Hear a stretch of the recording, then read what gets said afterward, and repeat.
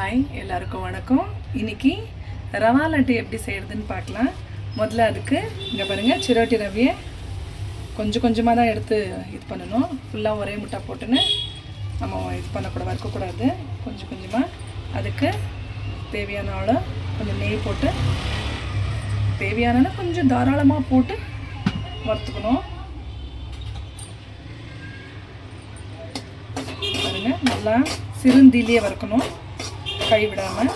கொஞ்சம் நல்லா இது கொஞ்சம் கலர் மாறி நல்லா வாசனை வரும், அது வரைக்கும் நம்ம வறுக்கணும்.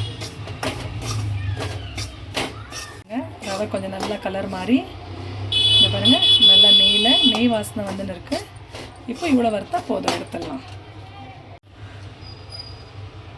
நெய் ஊற்றி இப்போது இந்த நெய்க்கு கொஞ்சம் முந்திரி, பாதாம், திராட்சை எல்லாம் போட்டு கொஞ்சம் பொடி பொடியாக நறுக்கி வைக்கணும். நான் தான் அந்த ஃபோனை தட்டி விட்டேன். கொஞ்சம் பொடி பொடியாக நறுக்குந்து போட்டு நல்லா வதக்கி அதில் போட்டுக்கோங்க.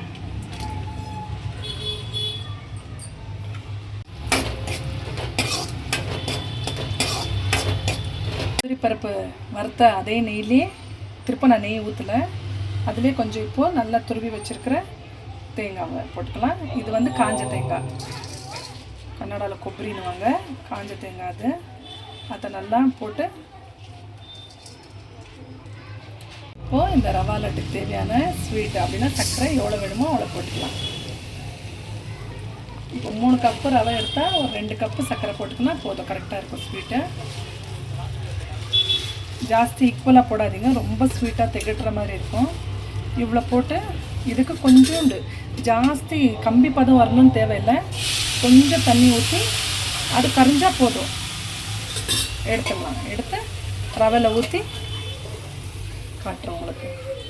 பாருங்கள், சர்க்கரை இவ்வளோ கரைஞ்சால் போதும்.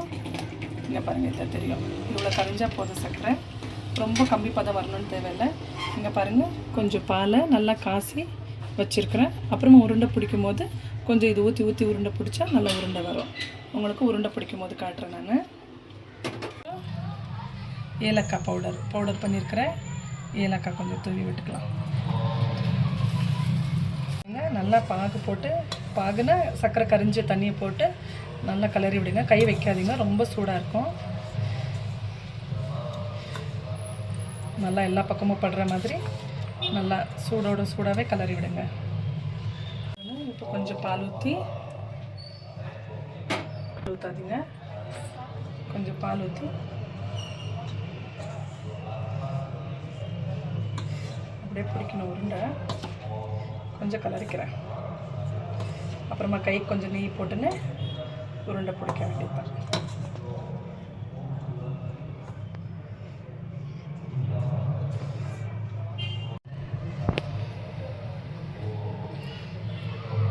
கொஞ்சம் கட்டியாக பிடிச்சிக்கோங்க, அப்போது உருண்டை ஒடியாமல் இருக்கும்.